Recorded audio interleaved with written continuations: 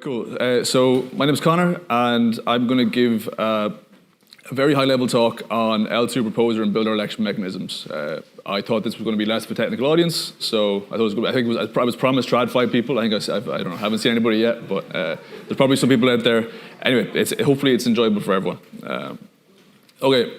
So the talk is proposer and builder election mechanisms.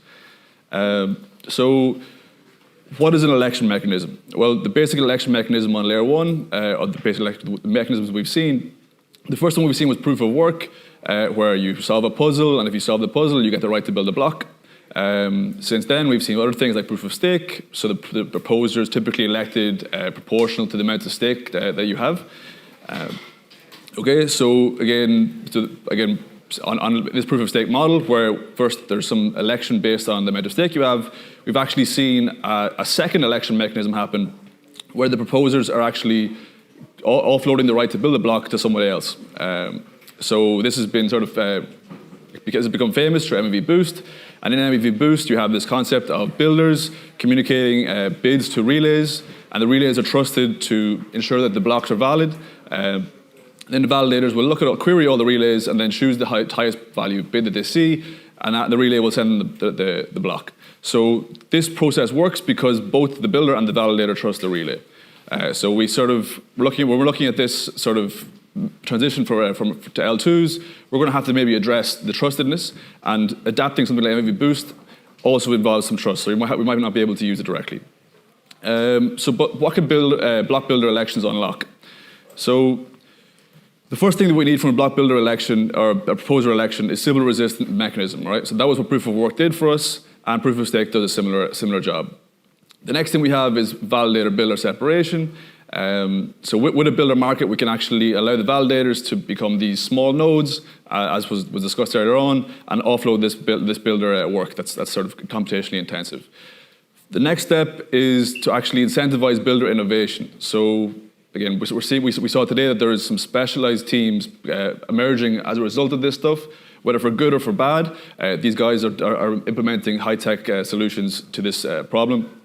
And then the final step, hopefully, I'm not sure if we're there yet, is where with all this innovation happening, we get to a point where the users are actually maximizing their welfare. And is that possible with the current paradigm? Possibly not, but there's a potential that it might allow us to do this. Okay, so the themes of this talk. So after this high-level introduction of election mechanisms and proposer/builder mechanisms, I want to give you a high-level. So the focus is L2s. So I want to impress upon you that the decentralized nature of L2 elections today. I'm going to define some proposer-builder mechanisms that we might be able to, election mechanisms that we might be able to use. I am going to sort of hypothesize about the decentralized L2 elections of tomorrow, and then talk about some solutions that will get us there. Okay, so the state of play currently today. So we have basically all of these top L2s, and they're all using trusted sequencers. The majority of them. We obviously have Tycho that's based, Polygon proof of stake that's permissionless but has other issues. Is it rollup? Is it an L2? Not necessarily sure. And we have Aztec Fernet. So Aztec is obviously under construction. This Fernet proposal potentially permissionless, but again, it's a proposal. It hasn't been implemented yet. So we're basically in this trusted environment, and the point of the talk today is to sort of maybe talk through some possibilities to decentralize these trusted players. Okay, so there's lots of different ways that we can define L2 election mechanisms. I spent the last 6 months looking at this, and I came up with something like maybe 200,000 combinations of properties that sort of define what we want from an L2 election mechanism. 3 of the main ones, the most important ones, are who are the candidates, all right? So what sort of people can we choose from? Trusted, permissionless, and based. These are sort of 3 high-level categorizations. When the election happens, is it early or is it just in time? So MEV Boost is a just-in-time auction. A proof-of-stake mechanism is typically early. And there's different combinations of these things that we can use, such as execution tickets, which I'll talk about in a little bit. And where the election happens, so MEV Boost is happening out of the protocol, while in-protocol mechanisms like proof-of-stake or execution tickets, they're happening in protocol. And what are the benefits of each of these? And again, well, I'm going to go through sort of a combination of some of these non-trusted solutions and see which ones make sense and which ones don't. Okay, so Just to give, again, we talked about this today a few times. Who are the election candidates? So trusted candidates typically elected by protocol governance and can't be removed without some sort of governance procedure. Permissionless people or permissionless proposers, anybody can seek election. So examples include proof of stake, proof of payment, proof of work, and then based. So in the based model, we've seen a couple of people talk about based already. The L2 proposers are decided by the L1 proposer mechanism. But the base roll-ups decide that this is absolutely fine, and this is sort of a different one that's not necessarily trusted or permissionless.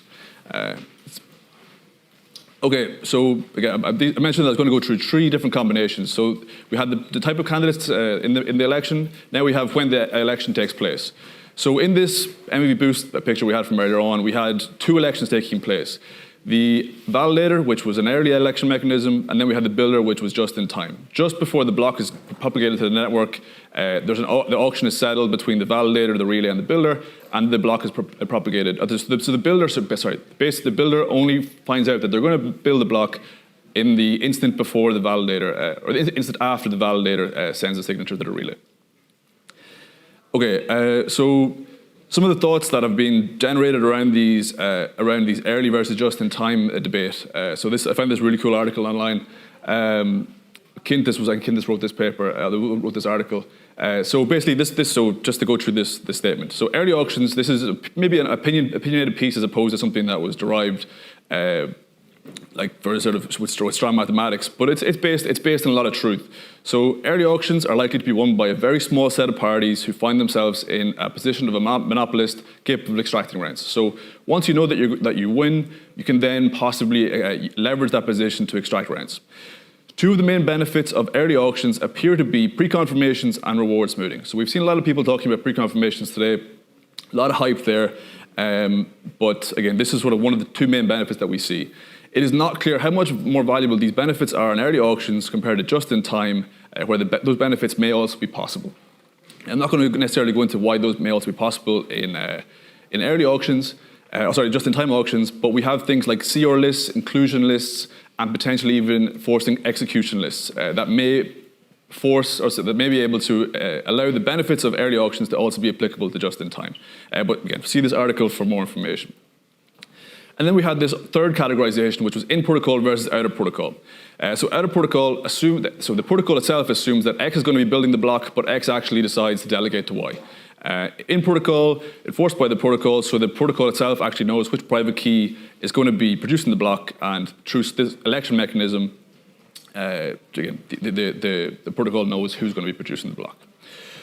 Okay, so just going back, again, maybe I've sort of maybe derailed slightly from where I was planning to go, but just to sort of bring it back to, these are the type of election mechanisms that exist, but we've seen from the previous table that I had that all of these election mechanisms are based on this trusted assumption. So the fact that we have early versus just in time, or in protocol versus out of protocol, isn't necessarily important because we have a trusted entity at the center of everything. So we're seeing a lot of L2s talking about decentralizing. So if on this decentralization path, they're going to have to transition into some combination of these other things, and I'm going to talk about those now. So decentralizing the proposer role. So this section is going to go a little bit deeper. Again, I was expecting to I wasn't expecting to go too deep, but still, we're going a little bit deeper here. So we're going to go from the initial layer of builder markets to layer 2. Well, that's what I'm calling it. So some decentralization questions just to warm up before we go into each combination of election that we can run, right? So should an elected L2 proposer outsource block building? So we're seeing in L1 that the elected proposer is outsourcing to the MEV Boost market or the PBS market. Should an L2 proposer do the same thing? And another question, can we remove the need for out-of-protocol election mechanisms without trusted third parties? I'm going to sort of maybe propose some solutions to these things, or some pros and cons, and then get sort of maybe into the categorization that I built up earlier. So when I was thinking about whether or not we should run these to get trusted proposers to run these builder markets, Kintis basically sent me this question, and I was like, that's very, very resounding. So why L2 proposers would outsource to a block builder market must be discussed. So a reason for this, or some reasons for this. So the proposer enforced rules can provide equivalent guarantees as the proposer themselves. So we're seeing things like CR lists allowing proposers to potentially exert some influence over the blocks that get built. So in the worst case scenario, a trusted proposer or a proposer that gets elected can basically just dictate to the builder, I have all of these conditions for the blocks. If you don't satisfy these conditions, the block is invalid. So the proposer should see this as like a way to like get some value, additional value, than the blocks that they would produce themselves. Potentially, they're getting at least the same revenue that they would if they're building the blocks themselves, almost definitely greater, because they're just accessing a decentralized market of builders. Builder markets typically adapt to meet demands. So we've seen today where the builders that we were talking earlier on, they're going to adapt when they see what demands actually happen, as opposed to trying to predict what's going to happen. As opposed to protocol designers or DAOs, which they have to predict what the community will want beforehand. So it's a different way of approaching problems, and typically, again, there's pros and cons to each, but this is a sort of true generally for these builder type entities. And the meme of like why we want to outsource block building, based on the discussions earlier on, we want to keep the validators small nodes, that the low barrier to entry, and outsource this hard computation to other people or specialized entities. Reasons against this. So adding an extra layer of like protecting the proposer and the block building market introduces complexity. This added complexity introduces costs. So they're upfront costs, but costs all the same. And the meme against this, that's sort of resounding through the L2 DAOs, is outsourced builders equals MEV. Now again, is this a sort of a relevant comment, or is this just sort of like maybe a misunderstanding of what outsourcing block builders, outsourcing building does? It's not necessarily clear, but this is the view that they have, and again, whether it's true or not, we'll see. So the complexity paradox of block building. So this was sort of a nice way of putting it from DMarts, where when considering whether or not you should outsource block building, you're sort of faced with this dilemma as a proposer. Increased complexity, but greater welfare, as opposed, or less complexity, but less costs. So which one's actually better for the user? It's not necessarily clear, but again, that's up to you. This talk is not necessarily opinionated, but just to give people to sort of generate their own ideas. And again, probably the welfare is better, but again, the cost may be significant, and again, that's up to the actual roll-up themselves. Okay, so I posed two questions earlier on, maybe you don't remember, but the second one was, can we remove these out-of-protocol trusted third-party elections? So the first talks today, if people were here, one of the things that people kept mentioning was the vertical integration or the verticalization or something to do with the word vertical. And that basically meant that all of the entities through the MEV supply chain were becoming the same entity, or that was the path that we were on. So trusted out-of-protocol elections, there might be the cause or there might be the effect of this process. And basically, that's probably a bad thing. And in the TradFi market, bringing it back to the TradFi people that are hopefully out there, that's equivalent to one-of-one co-location with an exchange, and that's just basically something that we just don't want to be happening. Another reason, so that's sort of motivation for why we want to do this. So what protocols can we use? In-protocol solutions probably need early auctions. So there is actually proposals for just-in-time auctions, for removing the trusted third party, but the solution that we have for this is based around this enshrined PBS concept. And then I just pose this whenever, because I've seen even some of the EF guys questioning the possibility of EPBS, or is EPBS the way forward? Is it going to be the end solution? It's not necessarily clear to me, or possibly them. That's sort of the easy way to do this, but it's possible, this last point, where trusted execution environments, SWAV, might offer us a workaround that may not actually involve any trusted individuals. But the trusted execution environment themselves is a separate issue. Okay, so right, these were the warm-up questions. Hopefully you're still with me. So let's go back to that sort of the categorizations that I proposed earlier on. So we have the entities, right? So we had trusted, based, permissionless. We're getting rid of the trusted, so we're left with based and permissionless. And when it comes to based, we basically don't have too many options. We either have to choose we don't have options in terms of in protocol or out of protocol. It probably has to just be in protocol. Again, there is an out of protocol option there where the proposers are running MV boost, but let's just go with this one. So when it happens, we have early, and in this early mode, we have two possible solutions. We have execution tickets, which, again, Espresso we're talking about earlier on, Ellie, and we have this value capturing base roll-up idea, which I wrote an article on this a while ago. Or if we do it just in time, we have this alternative solution, which is called alternate PBS, another article that I wrote. I was really into base roll-ups for a while, still am. But again, maybe for different reasons to everybody else, but still, I think they're pretty cool.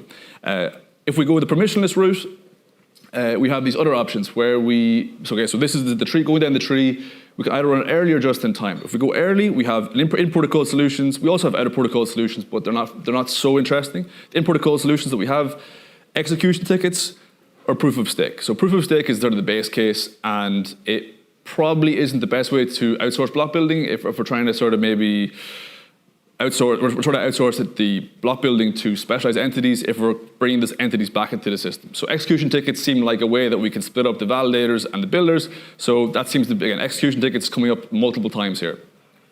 If we go just in time, we can go in protocol, which is enshrined PBS, or we can go out of protocol. And this out of protocol, so this is, again, everything in this tree is removing trusted entities, right? So out of protocol, we can possibly use this TEE or SWAV. I didn't want to name drop SWAV, but again, it's a very veiled intention. Okay, so the solutions, maybe just giving you a high level understanding of the solutions in case you haven't read if you haven't been following my blogs. Okay, so we have execution tickets, which again wasn't my proposal, to propose the whole block. Okay, so this is maybe just two distinctions of execution tickets that I didn't get into. So I mentioned that there was originally 200,000 possible combinations of auctions. One of those other combinations that I didn't get into was whether we auction off the full block or we auction off some of the block. So again, there's a lot of people, or specific people in the industry that are talking about possibly running 2 or n possible slots for n possible sub-blocks for any given slot. But we can go a little bit further than that. We can get a bit more crazy, especially in this early stage. We can talk about auctioning off access to specific smart contracts, specific roll-ups, specific accounts, specific parts of the block. Now, this parts of the block / accounts framework is something related to the state lock auctions in Solana.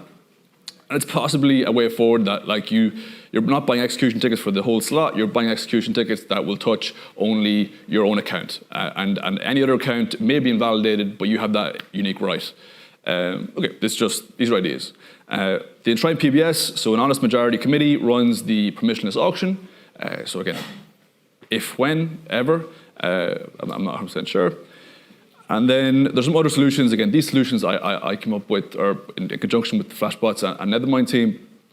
So alternate PBS for base rollups, where we have this trusted in protocol committee with a permissionless override. So the trustedness is still there, but there's permissionless override, which should keep these people honest. And then we have value capturing base rollups, where we use something related to a harbinger attacks, where you're basically stating the value for producing a block, and that can be bought off you, specifically for base rollups, where you can actually lose your right to someone behind you. And this value should technically outsource the outsource building, but is it removing the big nodes from the system? Again, that's a separate issue. And then don't forget your T. I actually removed the T slide because I felt like I was drinking midnight tequila last night, and I decided that it might be a bit too heavy, but the slides are available online so people can have a look at them in their own time. That's everything.